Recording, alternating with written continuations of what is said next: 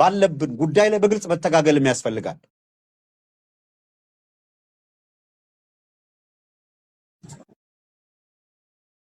እንዴ አካል በምንድነው ለጤና ተስማሚ ነው የሚባለው በሰውነት ውስጥ ያለን የስብ መጠን መቀነስ ነው። ከአንዷ ነውረኛ ላይ የስብ መጠን ሳይሆን የአስተሳሰብ መጠኗን ነው የመጠጡት። ስቧን መጠው ሰውነቷ መቀነሱ ጥሩ ነው ስብ። ከስቡ በላይ ግን በህሊና ውስጥ ያለውን የአስተሳሰብ ደረጃ መጠውት ይመስለኛል። ነውርም እኮ ልክ አለው፣ ክፋትም እኮ ልክ አለው።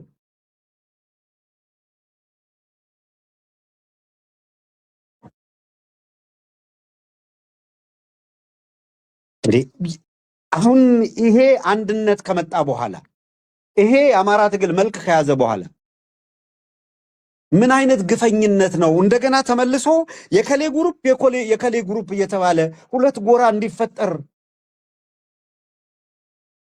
አንድ ጊዜ ግባ የማይባል ነውረኛ የራሱን ቤት መብራት አቅቶት እኮ ዝም ብሎ ልጆቹንም ቤተሰቡንም ትቶ ሌላ ስቴት የሄደ ተራ ዱርዬ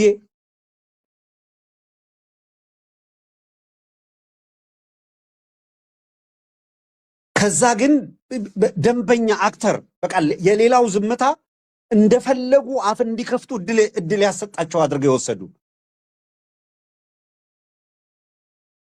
ራሳቸውን በተለየ አክተር አድርገው ሊመጡ የፈለጉ አካላት ይሄ የህልውና ትግል በመከራ አልፎት በመከራ በፈተና ተሻግሮ እዚህ ከደረሰ በኋላ እንደገና ጎራ እንደገና ቡድንተኝነት የፈጠሩ መሄድ ምንድነው የሚጠቅመው? ልዩነታቸውን ወደ ጎን አድርገው በተስፋ ሊመጡ ሲሉ ይሄ መሰሪነት ነው። እስክንድር ዛሬ ያደረገው ነገር የክፋት የመጨረሻው ጥግ ነው። I can say this ይሄን ነው ማለት የምችለው።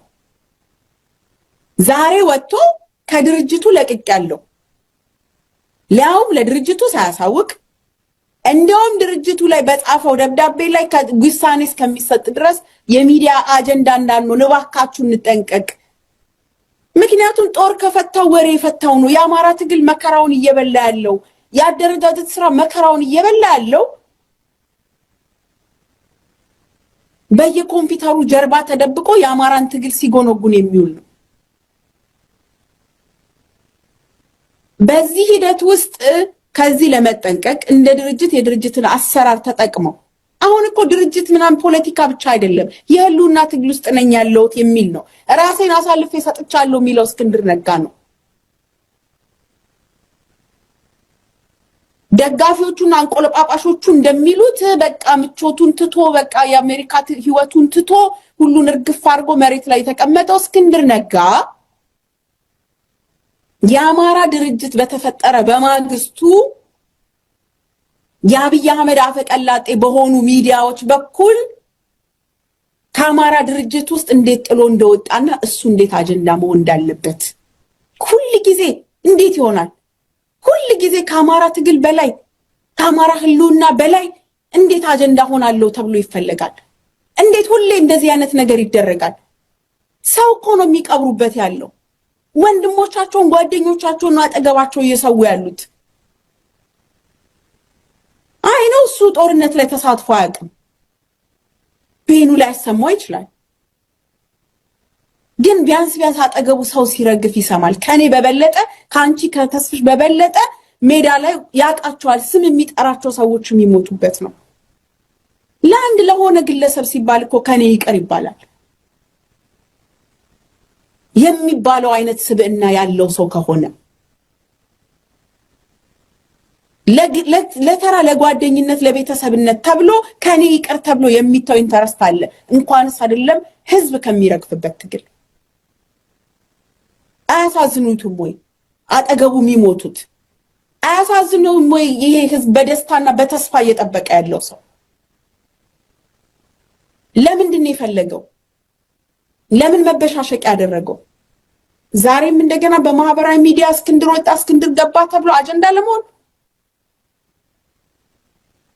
ኖ ዌይ። በነገራችን ላይ እኔ ከዚህ በኋላ እኔ ራሴ እንደግለሰብ እርግጠኛም ሆኜ የምናገረው ከዚህ በኋላ በየትኛውም ሁኔታ ውስጥ ያለ የአማራ ትግል ያገባኛል የሚል ሰው ለእንዲህ አይነት ነገር ኤክስኪውዝ ሊኖረው አይገባም። እስክንድር ይሁን ዘመነ ይሁን ምሬ ወዳጆ ይሁን ጀነራል ተፈራ ይሁን ሀብቴ ወልዴ አይ ዶንት ኬር። ከዚህ በኋላ በግለሰብ ጉዳይ ላይ ለሚመጣ ኢንተረስት የሚያስታምም አማራ ካለ ከነዛ ለይተን አናየው። ለዚህ ደግሞ ታሪክ ብቻ አይደለም የሚጠይቀው፣ ህግም ሊጠይቀው ይገባል። ህግ ካላቸው ሁለት ነገር ላንሳ እዚህ ላይ ይሄን ለመቋጨት። አንድ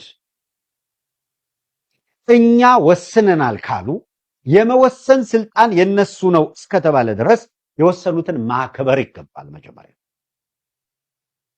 ማክበር ይገባል። እኛን ወስን ብለዋል። ሁሉም የየራሱን ፍላጎት እኔ ልጫንብህ አይደለም የሚባለው። ይኸውልህ አንድ ይሄንን ያዙ። ሁለተኛ የሆነ አካል የምትፈልገው ይኖራል። ለምሳሌ መሪ ከሌ ቢሆን ብለህ የምትመኘው አይደል? አንተ ልክ እንደምትመኘው ሌላኛውም ሰው ከሌ ቢሆን ብሎ ይመኛል። አየህ፣ ያንተ ሳይሳካ ሲቀር አንተ አኩራፊ ነህ፣ ያኛው ይደሰታል። ያንተ ቢሳካ አንተ ትደሰታለህ፣ ያኛው ያኮርፋል።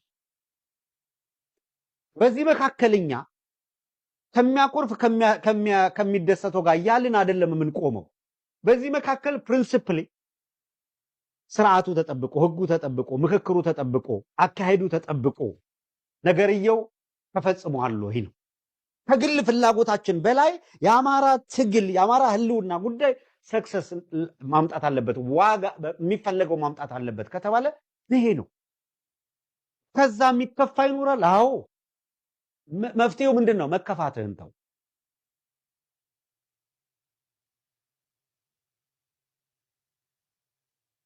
ለምሳሌ አፋሕድ በሚመሰረትበት ጊዜ በአብላጫ ድምፅ አርበኛ እስክንድር ነጋ ተመረጠ፣ አርበኛ ዘመነ ካሴ የመሪነት ቦታ ሊያዘብ ተባለ።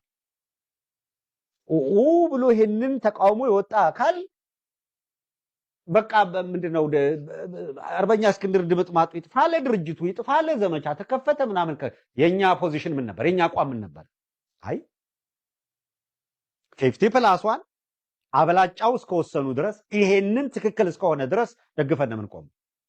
ባት ኖ ይሄ አያስማማንም የምትሉ አካላት በማናቸው መልኩ ውርዋሬውን ተውና እናንተ ድርጅት ሆናችሁ ቅርጽ ይዛችሁ ነው የጎደለውን ነገር በስምምነት የሞላችሁ ትሄዳላችሁ። የጣላት መሳቂያ ግን አትሁኑ የሚል አቋም ያዘን አይደል? ሂደቱ የራሱን ሂደት ይዞ መጣና እዚህ ተደረሰ።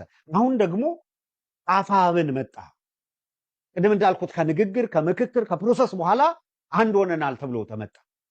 ሲመጣ በአብላጫ ድምፅ አርበኛ ዘመነ ካሴ በመሪነት መጣ። አይ አይኑን ማየት የለብንም ካልክ በፊት አርበኛ ዘመነ እስክንድር ሲመረጥ ኖ ያሉ ትክክል ነበሩ ማለት ነው።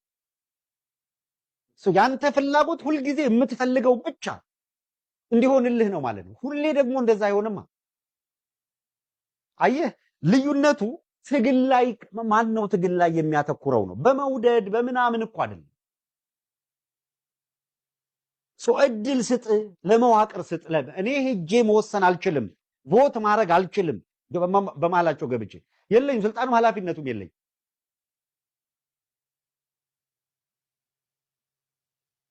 ከሌለበት ሳይነጋገሩ ሳይወያዩ የሆነ አካል ብድግ ብሎ በራሱ ወስኖ ምናምን ቢሆን ሌላ ነገር ነው። በቅርበት ተከታትለናል። አልተሳተፍኩም የለውበትም ሊል የሚችል አካል አንድም የለም። አንድም ሁሉም ተሳትፏል። ሁሉም ያውቀዋል። ፈርተት ካለ ፈርተት የሚለው ወይ ወዳጆቹ ፕሬሸር ሲያደርጉበት ነው ማንም ይሁን ከተባለ ነው። ሶፋር የምናውቀው የለም። እስከዚች ሰዓት ድረስ በየሚዲያው የሚግለበለብ አለ። ፍላጎቱን ይዞ የሚጮህ የሚያኮርፍ የሚደሰት ምናምን የሚል ብዙ ነው።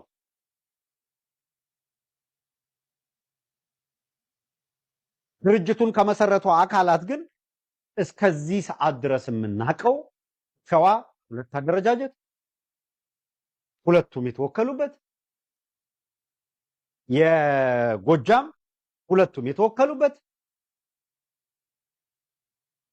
ጎንደርም እንደዛው። ጎጃም፣ ጎንደር፣ ሸዋ፣ ወሎ ቀረ የምትለው አደረጃጀት የለም። የኮታ አደላደል፣ ፍትሃዊነት፣ ድምፅ አሰጣጥ ምናምን እንዴ ማን ፈትፋች አደረገን? በእያንዳንዱ ነገር እንደ ድርጅት ይሄንን መወሰንና ማድረግ የማይችሉ ከሆነ እንዴት አገር ለመምራት ተስፋ እናደርጋቸዋለን?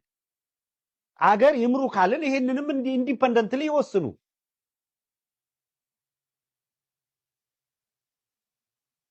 ስህተት በስህተት አይታረምም።